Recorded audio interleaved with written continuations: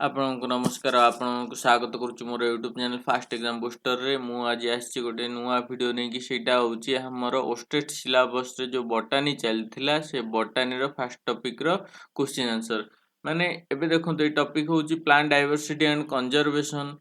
तो ये टॉपिक रो मु बहुत गुडाई कंटेंट जोटा कि मु थ्योरी बेसिस रे मु अपलोड करिची। या पूर्व रे सबुठ फास्ट रे आर गोटे क्वेश्चन आंसर वीडियो मु आ पूर्व रे भी अपलोड करि सारिची। एटा होची मोर पार्ट 2 क्वेश्चन आंसर वीडियो रो एटा मोर पार्ट 2 आ पूर्व रे भी गोटे वीडियो हेई सारिची बट सेटा टिके हिंदी लैंग्वेज रे थिला ठीक अछि कारण मु आगर जेते भी वीडियो सब बनौथिली हिंदी लैंग्वेज रे ही बनौथिली। तो किछि लोक पिलांकर बुझियार असुविधा होतबारु मु एबे सब वीडियो ओडिया लैंग्वेज रे करूची। एबे देखंतु एई वीडियो रे जेते सब क्वेश्चन डिस्कशन करे आर थ्योरी भी प्राय पूर्व रे डिस्कशन करा हेई सारिची ठीक अछि। तो एबे चलंतु जिबा सेई क्वेश्चन गुडा को देखिबा ताकू डिस्कशन करिबा जो गुडा की इंपोर्टेंट प्रश्न कोथि पाई ना स्टेट एग्जाम पाई। प्रथम प्रश्न होची name the philosopher who first classified organism नाम सेई साइंटिस्ट बा फिलोसोफर नाम कोन जे कि सर्वप्रथमे क्लासिफिकेशन करथिले। तो तांकर नाम कोन हुइटेकर थिला कोन कार्ल ओस थिला कोन लिनियस थिला कोन एरिस्टोटल थिला। देखंतु पाखा पाखी 300 बीसी रे पाखापाखि 300 बीसी रे एरिस्टोटल सर्वप्रथम क्लासिफिकेशन करिथिले ठीक अछि। Who is consider as the father of taxonomy. तो फादर ऑफ टैक्सोनॉमी काहाकू कुआ जाय देखंतु जेहेतु सर्वप्रथम एरिस्टोटल एई क्लासिफिकेशन करिथिले सेथि पई फादर ऑफ टैक्सोनॉमी काहाकू कुआ जाय एरिस्टोटल को ही कुआ जाय आ आंकू मध्य फादर ऑफ बायोलॉजी भी कुआ जाय ठीक अछि। तो जेमती फादर ऑफ टैक्सोनॉमी आंकू मध्य फादर ऑफ बायोलॉजी भी कुहा जाय ठीक अछि। एबे देखंतु ए जो हुइटेकर अछि ये होउची फादर ऑफ 5 किंगडम क्लासिफिकेशन।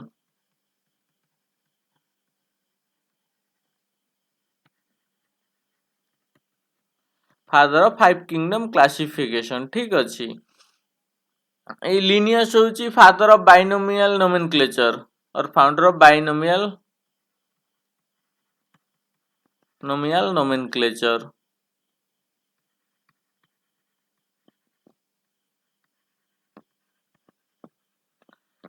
ठीक अछि। एबे देखंतु नेक्स्ट प्रश्न देखंतु आ अर्नेस्ट हैकेल ये 3 किंगडम की 4 किंगडम क्लासिफिकेशन करथिले मोर सेटा ठीक से ध्यान रे नै अर्नेस्ट हैकेल 3 किंगडम की 4 किंगडम क्लासिफिकेशन प्रपोज करथिले ठीक अछि। आ एंड रे 5 किंगडम जोटा की वाइडली एक्सेप्टेबल एबे हेइची व्हाइटेकरंकर आ परे भी 6 किंगडम 7 किंगडम हेइची किंतु 5 किंगडम डा ही बही रे 11 12 बुक रे एबे जाय अछि। नेक्स्ट देखंतु फादर ऑफ इंडियन टैक्सोनॉमी देखंतु इंडियन टैक्सोनॉमी रा जनक किए बा काहाकू कुआ जाय देखंतु एटी ना दे जाईची जो डब्ल्यू रॉक्सबर्ग सी लिनियस बा कार्लोस लिनियस थियोफ्रास्टस एच शांतापू। देखंतु एई जो ना गुडा को जीए टिके ध्यान दे कि पड़िबो से कहि देई परिबो जे आ भितरे इंडियन नेम कोउटा से हेइथिबो फादर ऑफ इंडियन टैक्सोनॉमी कारण बाकी तीनटा जाक कोठु आइची ना फॉरेन नेम दियाइची। तो इंडियन नेम एठु गोटिए होउची से होउची हेच शांतापू ठीक अछि। ये होउचंती फादर ऑफ इंडियन टैक्सोनॉमी ठीक अछि। देखंतु थियोफ्रास्टर अछि आंकु कुआ जाय father of botany. Carlos Linnaeus father of founder of binomial nomenclature एटा मो पूर्व स्लाइड रे भी लेखिथिली ठीक अछि।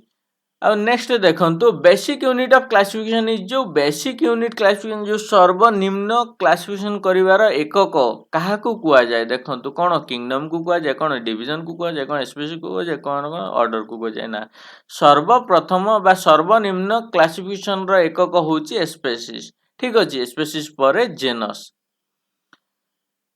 या पर देखंतु Linnaeus is credited with introducing देखंतु लिनियस कोउथि पाई परिचित कोन द कांसेप्ट ऑफ इनहेरिटेंस देथिबारु कोन लॉ ऑफ लिमिटिंग फैक्टर देथिबा कोन थ्योरी ऑफ हेरिडिटी देथिबारु ना बाइनोमियल नोमेनक्लेचर देथिबारु। देखंतु मु पूर्व दुईटा स्लाइड रे लेखिची जे कार्लोस लिनियस खाली लिनियस नहीं तांका ना कैरलस लिनियस सी कौथे फेमस ना बाइनोमियल नोमेनक्लेचर प्रपोज करिथिबार बाइनोमियल नोमेनक्लेचर कोन ना नेमिंग जो ना रे कोन ना दुईटा वर्ड थिबो गोटे होची प्रथमटी होची जेनस रो द्वितीयटी होची स्पेसीस रो ठीक अच्छी जेनस जेनस ये सब कैपिटल लेटर रे लिखा हबो जेनस फास्ट अल्फाबेट कैपिटल रे थिबो एटा स्मॉल रे थिबो ठीक अच्छी आ इटालियन लैंग्वेज लिखा हबो जदि इटालियन न लिखा होची इंग्लिश रे लिखा हेले अंडरलाइन करा जिवो एटा होची किछि साधारण नियम देखंतु binomial of scientific naming was first given bye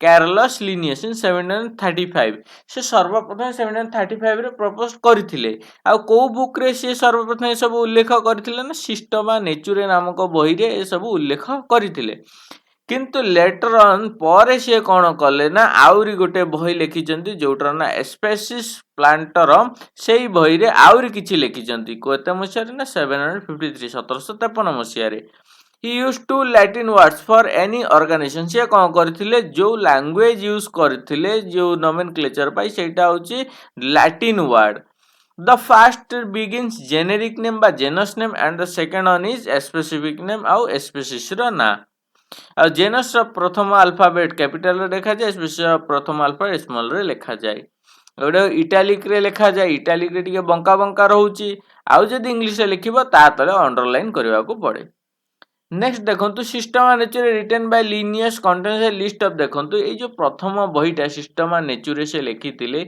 ए बही रे केतेटा स्पेसीस थिला और से गुडा कौन थिला प्लांट थिला कि एनिमल थिला देखंतु सर्वप्रथम जो बही लिखिथिला सेतिरे कौन थिला ना एनिमल्स मानक विषय रे उल्लेख करा जाइथिला तो एनिमल्स मानक विषय रे उल्लेख करा जियो गोटे मात्र ऑप्शन रे जो एनिमल्स रो ना अछि आ सेटा होची 4200 species of animal 4200 T species से करथिले ठीक अछि या पर देखंतु gametophytic generation is dominant is देखंतु एटा पळे आसला जो ब्रायोफाइटर प्रश्न ଏବେ ଦେଖନ୍ତୁ ସିଏ କହୁଛି ଯୋଉ ଗେମିଟୋଫାଇଟିକ ଫେଜ କୋଉଥିରେ ଡମିନେଟ କରେ ବା ଡମିନେସନ ଫେଜ ଅଫ ଗେମିଟୋଫାଇଟ କୋଉଟା ନା ଦେଖନ୍ତୁ କଣ ଆଞ୍ଜିଓସ୍ପର୍ମ ରେ ଅଛି କଣ ବ୍ରାयोଫାଇଟ ରେ ଅଛି କଣ ଜିମ୍ନୋସ୍ପର୍ମ ନା ଟ୍ରେରିଡୋଫାଇଟ ରେ ଅଛି ଦେଖନ୍ତୁ ଏଇଠି ଯୋଉ ଚାରଟା ଅପସନ ଦେଇଛି ଆ ଭିତରୁ କଣ ହଉଛି ନା ब्रायोफाइट रे ही ए गैमेटोफाइटिक फेज रा डोमिनेशन देखा जाए या पर ब्रायोफाइट पर टेरिडोफाइट टेरिडोफाइट पर जिम्नोस्पर्म जिम्नोस्पर्म पर एंजियोस्पर्म माने एटा होची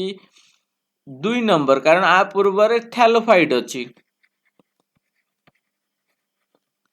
थैलोफाइट अछि थैलोफाइट एटा 1 number 2 number bryophyte 3 number pteridophyte 4 number gymnosperm 5 number angiosperm ठीक अछि एबे देखंतु से कहउछि गैमेटोफाइटिक फेज कोउटा ना ब्रायोफाइटा आउ गैमेटोफाइटिक फेज रिड्यूस हेई जाईची केमिति रिड्यूस हेईची ना टिके टिके रिड्यूस हेईकी परे परे जेते फेज बढ़ीची तापर सेटा कोन ना गैमेटोफाइटिक फेज कमी कि स्पोरोफाइटिक फेज रो टाइम टा बढ़ी की जाईची हला एबे देखंतु भास्कुलर क्रिप्टोगामस यार देखंतु क्रिप्टोगामस कोन जोटा कि नॉन सीड प्लांट आ भास्कुलर कोउटा ना जोथरे सीड होउनी किंतु भास्कुलर टिश्यू अछि vascular tissue cone xylem and phloem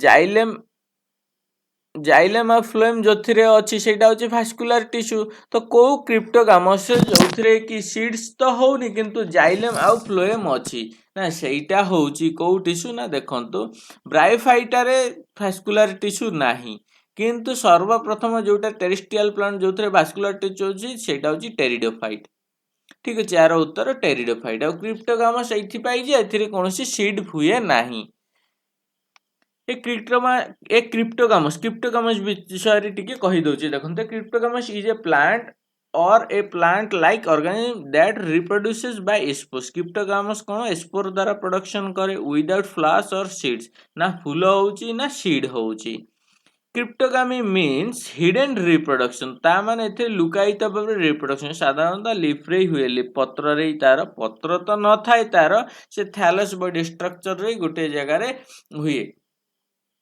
archegonium एंथ्रिडियम है कि होउची referring to the fact that no seed is produced. Thus cryptogamous represent the non-seed bearing plants. cryptogamous को कौन कहा जाए? non-seed bearing plants कहा जाए.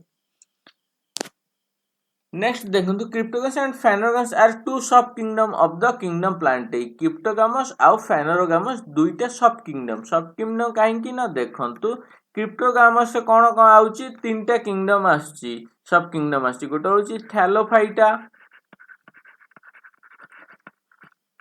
Bryophyta, pteridophyta. एबे देखो सब आसची कोन क्रिप्टोगामस रे 1 2 3. एबे फेनेरोगामस रे कोटा कोटा आसची जोगडा को seed bearing plant. Seed bearing plant कोन होची? गोटा होची जिम्नोस्पर्म,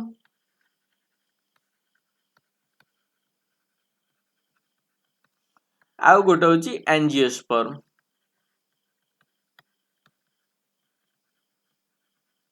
ठीक अछि. गोटे जिम्नोस्पर्म आउ गोटे कोन होची ना आउ गोटे होची एंजियोस्पर्म. ठीक अछि.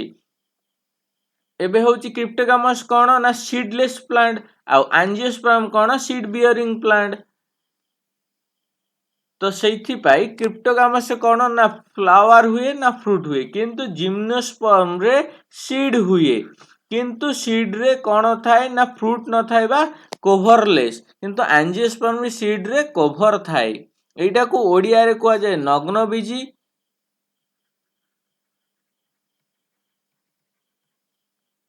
एटा को कहा जाए आवृत बीजी. ठीक अछि. एबे देखंतु cryptogams are further divided into three sub kingdom. Thallophyta एटा तो हम कहि साची. The thallophyta is further divided into जोगुडा को थैलोफाइटा आउ थरे डिवाइड करन को एल्गी, फंजी, लाइकेन एटसेट्रा. ठीक अछि. तो मु भाबुची आपण क्रिप्टोगामस और फेनेरोगामस को भलो भाबरे बुझी पारिचंती, कारण एई जगह रो बहुत प्रश्न आसे. नेक्स्ट देखंतु vessels are found in vessels कोउथिरे मिले. देखंतु जाइलेम भितरे कोन थाए ना, जाइलेम भितरे थाए ट्राकिया. ट्राकिया कौन होची ना, ट्राकिया रे कौन थाए ना इनपरफोरेटेड.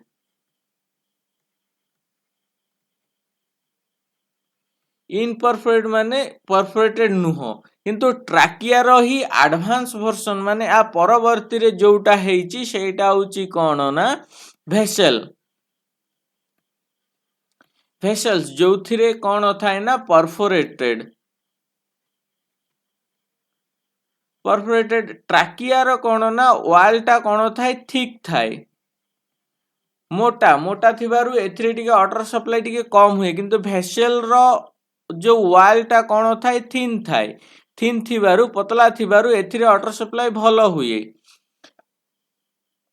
एबे देखंतु vessels are found in vessels कोठी मिले in most angiosperm and few gymnosperm, all angiosperm and some gymnosperm, in all pteridophyte, in all angiosperm gymnosperm and some pterido. देखंतु साधारणतः वेसल जो ट्राकिया रो, ट्राकिया पर वेसल रही. एई जो वेसल टा साधारणतः एंजियोस्पर्म रे मिले आउ किछि किछि जिम्नोस्पर्म रे देखा जाए, किछि किछि जिम्नोस्पर्म रे देखा जाए. तो सेथिबे आर उत्तर अब ऑप्शन 1. ठीक अछि. ता माने देखंतु वेसल्स थाई ट्राकिया रहउची कोथि एंजियोस्पर्म रे. ट्राकिया रो जो परवर्ती अवस्था बा एडवांस वर्जन जो वेसल्स टा, वेसल्स कोथिरे सोची सॉरी ट्राकिया तो रहउची एंजियोस्पर्म रे, जिम्नोस्पर्म रे ट्राकिया रहउची आ एंजियोस्पर्म रे वेसल्स रहउची. आ किछि किछि जिम्नोस्पर्म रे वेसल्स रे देखा जाए. एठी अछि लेखा अछि परिपूर्ण. देखंतु मु टिके लिभेई दउची, लेखि देइछि आ ऊपर को. Xylem tissue transfer water and minerals from the roots to other parts of the plant with the help of trachea and vessel. Xylem कौन करूची जे xylem को फ्लोएम निजर जो वाटर गुडा को ट्रांसपोर्ट केमिति करूची ट्राकिया और वेसल्स देकी. This xylem tissue are also known as tracheary element. ए xylem tissue को कौन कुआ जाए? tracheary element कुआ जाए. Vessels is present in the most of the flowering plant and absent from most gymnosperm. Vessels कोथिरे maximum flowering plant रे थाए. flowering plant तो only angiosperm. Vessels are thought to have evolved from tracheates by the loss of the end walls कौन ହେଇची ना trachea गुड़ाक side रे कौन होइची vessels formation ହେଇची have evolved from trachea माने ट्राकिया रु ही बाहरी बा ट्राकिया संकुचित होइकी ହେଇची एटा आउरी किछि इन्फॉर्मेशन दिया ହେଇची भेसल्स ऊपर ट्राकिया और भेसल्स ऊपर नेक्स्ट देखंतु diversification in plants life appear due to जो प्लांट्स लाइफ रे डाइवर्सिफिकेशन बोले डिफरेंस कहीं की ହେଇची देखंतु कारण कौन ना long periods of evolutionary changes कौन लंबा समय धरी की चेंजेस हेइथिबारु यार डाइवर्सिफिकेशन ହେଇची डिफरेंस ହେଇची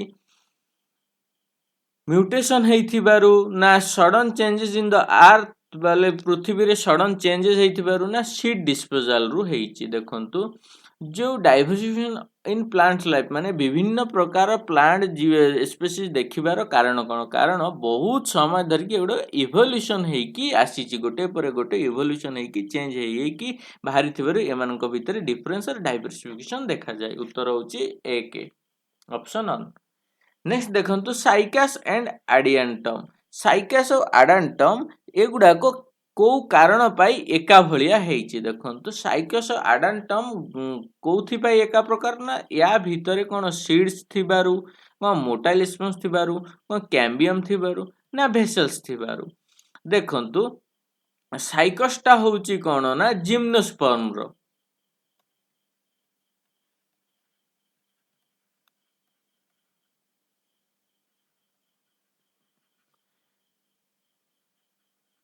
जिम्नोस्पर्म आउ जो एडियंटम होउची ये होउची एंजियोस्पर्म रो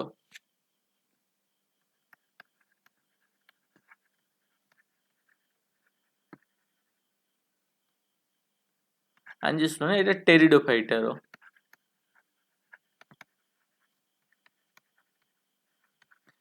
टेरिडोफाइटर एबे देखंतु एटा गोटे कैटेगरी सब किंगडम एटा गोटे सब किंगडम तो जिम्नोस्पर्म टेरिडोफाइटर बहुत डिफरेंस अछि हेले भी आंक भितरे सिमिलारिटी कौन अछि ना सिमिलारिटी अछि मोटाइल स्पर्म माने देखंतु आर जो मेल स्पोर बा जोटा मेल गैमेट बा स्पोर सेटा कौन हुए ना वाटर रे मोटाइल माने कौन ना जी कि निज इच्छा रे मूवमेंट करि पारे ठीक अछि एठी मोटाइल माने होची जे निज इच्छा रे मोटाइल स्पर्म माने जो स्पर्मटा निज इच्छा रे मूवमेंट करि कि जाई पारे ता माने यार जीवा पाई कौन दरकार ना जदी वाटर पाउची वाटर पाइले वाटर रे स्विम करिवो स्विम केमिति करिवो ऑटोमेटिकली स्विम करिवो नै से कौन करिवो ना ता भितर फ्लाजेला और सिलिएटेड बॉडी रहुची फ्लाजेला और सिलिया रही थिबारु से फ्लाजेला और सिलिया माध्यम रे कौन करिवो पानी रे स्विम करिवो पहरी की कौन हबो ना एंथ्रिडियम रु बाहरी की आर्किगोनियम जाय बा फीमेल रिप्रोडक्टिव ऑर्गन पाख जाय से पहुंची जीवो केमती ना फ्लाजेला और सिलिया रे स्विम करिकी आ एई जो फीचर्सटा आंक भितर साइकस एंड एडेंटम भितर कॉमन थाए Adiantum known as maidenhair fern as pteridophyte Adiantum होची टेरिडोफाइट रिजेम्बल्स एंड साइकस होची gymnosperm in having motile sperm एगुडा कोन ना मोटाइल बा मूवमेंट स्पर्म आंक भितर गोटे कॉमन फीचर्स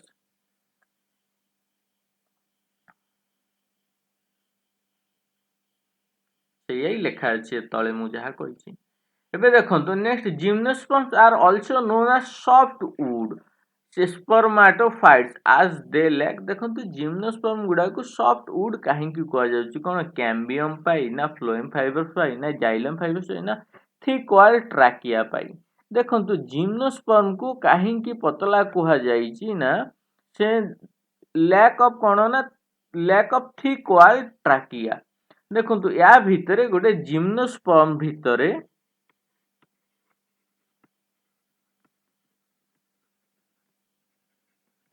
जिम्नोस्पर्म भितरे दुई प्रकार जिंस थाए गोटे थाए ट्राकिया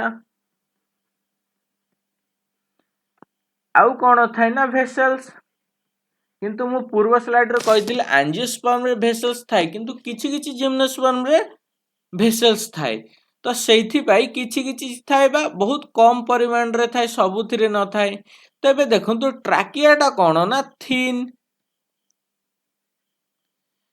ट्राकिया आ भेसल्स टा कोन ना थिक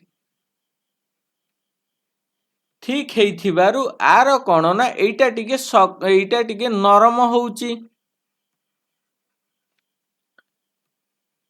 एटा शक्त बा टाण थाउची ठीक जिनसटा शक्त बा टाण थिबा एबे देखंतु जदी गोटिए वुड रे ट्राकिया अधिक परिमाण रे थाए जोटा की पतला भेसल्स कम परिमाण थाए जोटा की मोटा ताहेले सेटा कोन हबो नरम ही हबो सेइथि पाई जिम्नोस्पर्म कोन ना ठीक लैक ऑफ कोन जिम्नोस्पर्म सेइथि पाई सॉफ्ट वुड बोले नरम आ नरम हेबार कारण थिक वाल ट्राकिया कारण ट्राकिया रो वाल टा बहुत पतला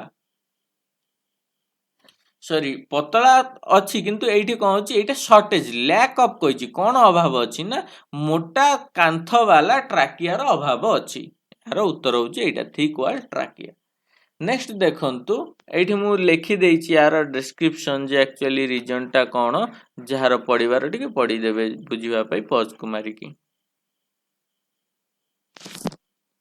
नेक्स्ट देखंतु an algae very rich in protein is देखंतु गोटे एल्गी टे बहुत रिच प्रोटीन रे थाउची तो से एल्गी टा कोन देखंतु कोन सेटा क्लोरेला कोन नष्ट कोन यूलोथ्रिक्स ना एस्पेरेगर देखंतु ए जो से एल्गी टा होची गोटे क्लोरेला ए क्लोरेला रे बहुत रिच परिमाण रे प्रोटीन थाए आ एठी जो नष्टक ना दिया जाइछ एटा होची गोटे बैक्टीरिया जोटा की नाइट्रोजन फिक्सेशन रो काम करे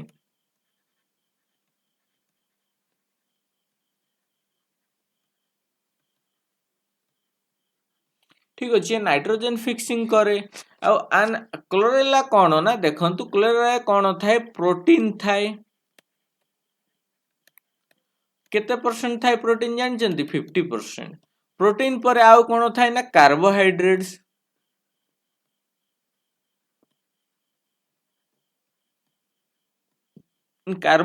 पाखापाखि 20% थाए कार्बोहाइड्रेट्स पर क्लोरेला आउ कौन थाए फैट थाए सेटा भी 20% आउ बाकी जेतिकी रहिला मिनरल्स रे जाउची सेटा केते परसेंट ना 10% तो सेथि पे क्लोराल रे मैक्सिमम कोन थाए रिच सोर्स कोन क्लोराल रो प्रोटीन केते परसेंट थाए पाखा पाखी 50% थाए सेटा टिके 5% एपट सेपट हुए एबे देखंतु एटा एते परिमाण रे प्रोटीन थिबारो क्लोरेला गोटे कोन ना ऑक्सीजन प्रोड्यूस करूथिबा गोटे एल्जीटे सेठी आकु कौन कुआ जाए ना स्पेस रे यूज करा जाए स्पेस रे जो जाउथिबा रॉकेट गुडाक सेथिरे यूज करा जाए कोथि पाई फास्ट जिंस ऑक्सीजन प्रोडक्शन करूची आ सेकंड जिंस कौन ना ये कौन ना आकु फूड सप्लीमेंट हिसाब रे व्यवहार करा जाए फूड सप्लीमेंट कहीं कहली देखंतु फूड सप्लीमेंट एथि पाई मु कहली जे क्लोरेला बाहर कौन थाए ना गोटे क्लोरेला बाहर गोटे आउटर कवरिंग थाए जोटा की बहुत टाण हेई थाए ठीक जोटा की बहुत मोटा हेई थाए टाण हेई थाए जोथि पाई कि एटा को डायरेक्ट किछि किछि लोक डाइजेस्ट करि पारंती नाही किंतु एटा को कोन ना फूड सप्लीमेंट हिसाब रे व्यवहार करी होउची एबे देखंतु मु सेही जिंस किछि इन्फॉर्मेशन आउरी मु तळे लेखिची जो गुडा को जहा को टिके देखिबारो देखि देबे बाकी तो मु कहि देइची सब Chlorella has a very high protein content due to which it is used as a source of food. एथिरे बहुत परिमाण रे प्रोटीन थिबारो एटा फूड सोर्स हिसाब रे व्यवहार करा जाय. They are used as single celled protein. Chlorella is also known as the space algae. याकू कौन कुआ जाए ना space algae कुआ जाए as it is used to release oxygen and is used as source of food. Etah oxygen भी दउची आ food रो काम भी करूची को मानको पाई एस्ट्रोनॉट मानको पाई सेति पाई स्पेस रे कोउटा निया जाए ना स्पेस algae हिसाब रे क्लोरेला को निया जाए तो एठी पचारी दी पारंती which one is the space algae ସେଇଟା ହେଉଛି କ୍ଲୋରେଲା। ଆଉ ଗୋଟେ ପ୍ରଶ୍ନ ହେଇପାରିବ ଆର।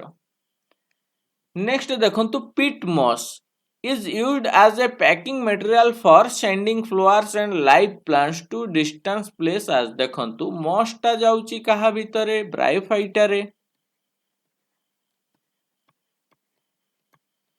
ବ୍ରାୟୋଫାଇଟାରେ ଯାଉଛି। ବ୍ରାୟୋଫାଇଟାରେ ଯିବାରୁ ଏଥିରେ କ'ଣ ହେଉଛି ନା ଆର ଭାସ୍କୁଲାର ଟିସ୍ୟୁ ରହୁନି, no vascular tissue. Vascular tissue ନଥିବାରୁ ଇଏ କ'ଣ କରେ ସବୁବେଳେ ୱାଟର ଆବଜର୍ବ କରେ ବା ଆକୁ ସବୁବେଳେ ପାଣି ଦରକାର ବା ବ୍ରାୟୋଫାଇଟା ସେଇଥିପାଇଁ ସବୁବେଳେ ଆକ୍ୱାଟିକ୍ ବା ୱେଟ୍ ବା ଡ୍ୟାମ୍ ପ୍ଲେସ୍ରେ ରହୁଛି। ତ ସେଇଥିପାଇଁ ଇଏ କ'ଣ କରେ ସବୁବେଳେ ୱାଟର ଆବଜର୍ବ କରେ। ୱାଟର ଆବଜର୍ବ କରୁଥିବାରୁ ଆକୁ କେଉଁଥିପାଇଁ ପ୍ୟାକିଂ କାମରେ ବ୍ୟବହାର କରେ। କି କାମରେ ପ୍ୟାକିଂ କାମ କରନ୍ତି ନା କିଛି ବି ଫୁଲ ପଠେଇବା ପାଇଁ ବା ଲାଇଭ୍ ପ୍ଲାଣ୍ଟ ଜିଅନ୍ତା ଗଛ ପଠେଇବା ପାଇଁ। ତ ଲାଇଭ୍ ପ୍ଲାଣ୍ଟ ଆଉ ଫ୍ଲାୱାର ପଠେଇବା ପାଇଁ ଯେଉଁଥିପାଇଁ କି ସେଇଟା ସତେଜ ଆଉ ବଞ୍ଚିକି ଥିବ ପଠେଇବା ପାଇଁ କ'ଣ ବ୍ୟବହାର କରନ୍ତି ପିଟ୍ ମସ୍। ମସ୍ର ଗୋଟିଏ ଜାତି ହେଉଛି ପିଟ୍ ଜାତିର ମସ୍, ସେଇଟା ପିଟ୍ ମସ୍ଟା ପଠାଯାଏ। ଠିକ୍ ଅଛି। ଏବେ ଦେଖନ୍ତୁ ପିଟ୍ ମସ୍ର କ'ଣ ଫିଚର୍ସ ନା ତାକୁ ସବୁବେଳେ ୱାଟର ଦରକାର ପଡ଼େ। ଆଉ ଇଏ କ'ଣ କରେ ନା ଯେ ବାୟୁମଣ୍ଡଳରେ ଯେଉଁ ଆଟମୋସ୍ଫିୟର ୱାଟରକୁ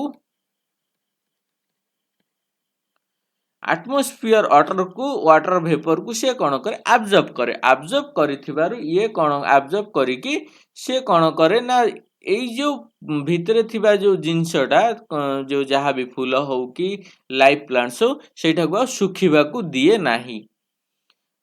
ତ ସେଇଥିପାଇଁ ଆର ମୁଖ୍ୟ କାମ ହେଉଛି କ'ଣ ଡିସଇନଫେକ୍ସନ୍ କାମ କରୁଛି ନା ରିଡ୍ୟୁସ୍ ଟ୍ରାନ୍ସମିସନ୍ ନା ସ୍ମେଲ୍ କଲର୍କୁ କମାଉଛି ନା ଏଇଟା ହେଉଛି ହାଇଡ୍ରୋସ୍କୋପିକ୍ ମାନେ ବାହାରର ପାଣିକୁ ୱାଟର ଭେପରକୁ ଆବଜର୍ବ କରୁଛି।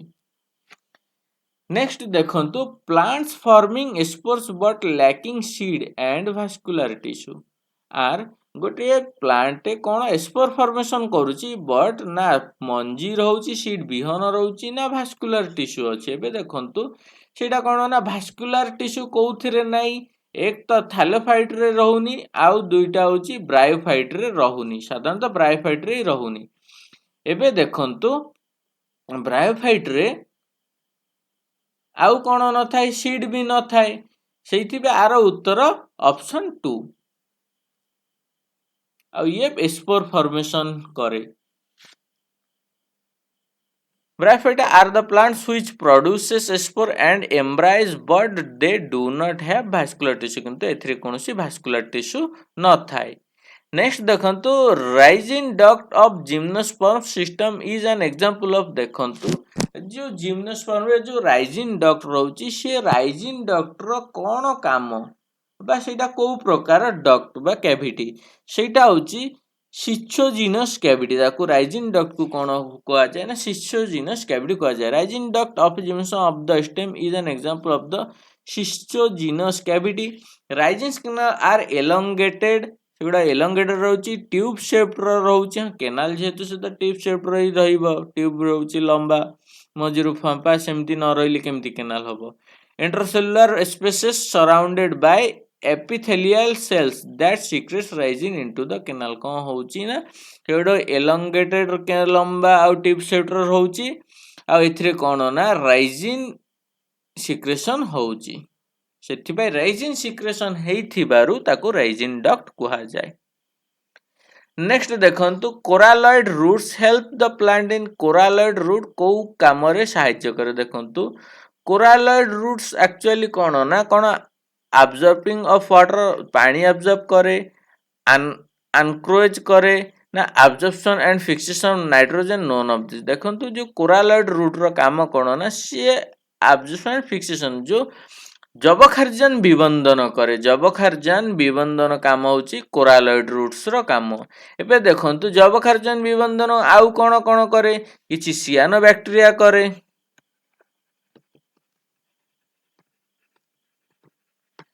ଆଉ ସେଗୁଡ଼ାକ ତା ଭିତରେ ମୁଖ୍ୟ ହେଉଛି କ'ଣ ସିଆନୋ ବ୍ୟାକ୍ଟେରିଆ ମୁଖ୍ୟ ହେଉଛି ଦୁଇଟା ନଷ୍ଟକ ଆଣ୍ଡ ଆନାବେନା, ତଳେ ଆସିଯାଇଛି। ठीक अच्छे यही गुड़ाकर काम कौन ना मुख्यतः जो नाइट्रोजन फिक्सेशन करवा ऑब्जर्व करके एयर रु नेक्स्ट देखंतु केल्प्स कौन एक्चुअली देखंतु केल्प्स कौन गोटे फ्रेश वाटर आलजी कौन मेराइन आलजी कौन टेरेस्ट्रियल आलजी एम्फीबियस आलजी देखंतु चारटा जाकर आलजी थिबारु आपण जानि जाइथिन केल्प्स गोटे कौन फास्ट कथा आलजी तो केल्प्स को आउ गोटे प्रकार गोटे तार रंगटे अच्छी ठीक अच्छी सीटा की रंगर ब्राउन कलर से केल्प्स को किछि किछि जगार ब्राउन आलजी भी कह जाए केल्प्स को कौ प्रकार आलजी कह जाए ना ब्राउन आलजी भी कह जाए किंतु यही गुड़ाक कौन ना समुद्र बहुत डीप रे मिले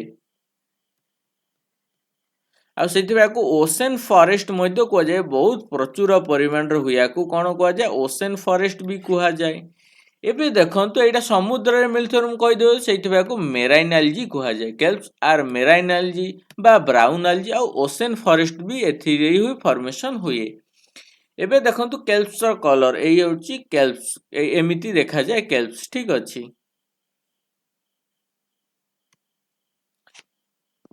Kelps are marine algae or large seaweeds. आउ कौन आकु seaweeds or large belonging to the brown algae. Etah brown algae रो गोटे algae. Phaeophyceae in other order Laminariales. एटा होची Phaeophyceae order Laminaria row. Kelps grow in underwater forest called as kelp forest. आकु kelp forest भी कुहा जाए. Ocean forest मु कहि जे एटा sorry ocean ना एटा kelp forest कहिबा को. ठीक अछि केल्प फॉरेस्ट को जाए इन शैलो ओशन बहुत भितरिया जगह रे रहउची एटा the organism required nutrient rich water with temperature between 6 degree to 14 degree ये ना केते डिग्री रे से बंचे साधारण 6 डिग्री रु 14 डिग्री सेल्सियस तापमात्रा रे केल्प्सटा रहउची नेक्स्ट देखंतु natural system of classification of plants differ from artificial system of classification जे नेचुरल सिस्टम रा क्लासिफिकेशन ता आर्टिफिशियल सिस्टम रा क्लासिफिकेशन टू केमिति भिन्न देखंतु कोन asking only on floral trait employing the vegetative trait developing evolutionary trends bringing out similarity and dissimilarity देखंतु ये जो नेचुरल सिस्टम और आर्टिफिशियल सिस्टम रे मेन डिफरेंस कोन ना bringing out similarity and dissimilarity एटा होची मेन पार्थक्य एबे देखंतु नेचुरल सिस्टम रो ऑफ क्लासिफिकेशन कोन ना नेचुरल सिस्टम क्लासिफिकेशन केमिति ये morphological and anatomical relationship and affinity जे मॉर्फोलॉजिकल आ एनाटॉमिकल रिलेशनशिप आ एफिनिटी ऊपर कोटा हेची ना नेचुरल सिस्टम हेची आर्टिफिशियल सिस्टम ऑफ क्लासिफिकेशन केमिति हेची only morphological characteristic such as morphology characteristic कोन ना habit habitat colour number and shape of leaves ए सब होची खाली morphological characteristic but natural system of classification कोन होची morphological plus anatomical relationship and affinity आछी नेक्स्ट देखो which one of the following is not covered under taxonomy ये जो बहुत प्रकार टैक्सोनॉमी हेइथिला तो ए भितर कोटा को प्रकार टैक्सोनॉमी हेइ नथिला देखंतु कोन अल्फा टैक्सोनॉमी हेइथिला कोन बीटा टैक्सोनॉमी कोन डेल्टा टैक्सोनॉमी हेइ नथिला ना गामा टैक्सोनॉमी हेइ नथिला देखंतु आ भितरु खाली डेल्टा टैक्सोनॉमी हेइनी ठीक अछि डेल्टा टैक्सोनॉमी हेइनी बाकी सब तीन प्रकार टैक्सोनॉमी हेइ जाइची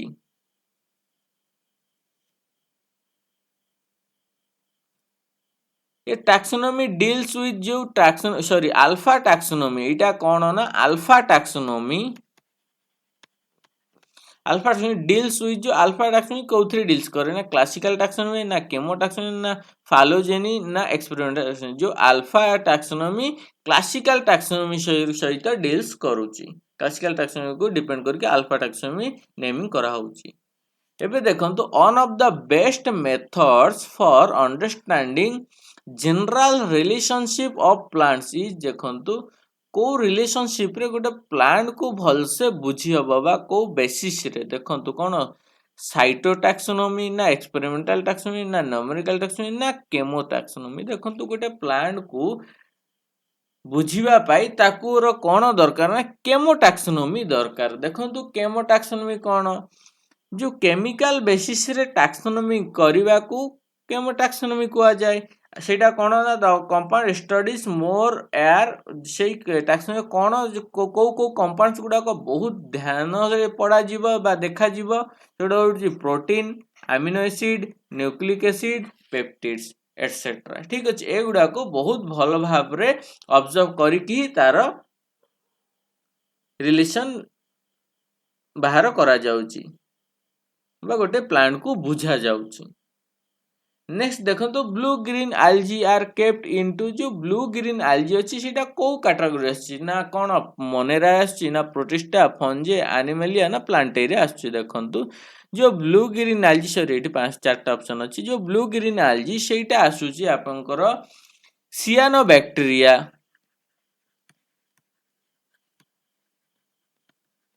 बा सबु बैक्टीरिया आसुची को कैटेगरी रे मोनेरा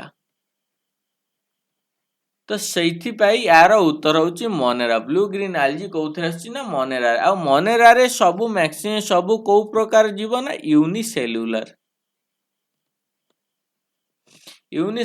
ऑर्गेनिज्म रोची मोनेरा रे।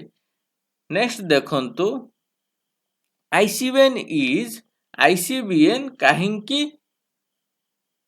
ICBN associated with nomenclature of ICBN को नोमेनक्लेचर सहित एसोसिएटेड अछि एथिरे मु ये लगेइबा भूली जाईची एनिमेशन सेथि रही जाईची। एबे देखंतु आईसीबीएन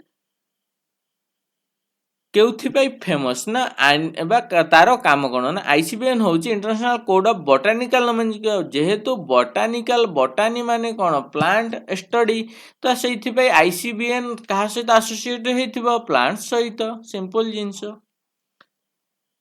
तो देखंतु मो वीडियो रे आज एतिकी थिला जोटा कि plant diversity and conservation important question आउरी जदी किछि क्वेश्चन हबो मु आनिबी तो मो वीडियो रे एति थिला जदी मो वीडियो आपको भल लागि था प्लीज लाइक करंतु शेयर करंतु सब्सक्राइब करंतु थैंक्स फॉर वाचिंग।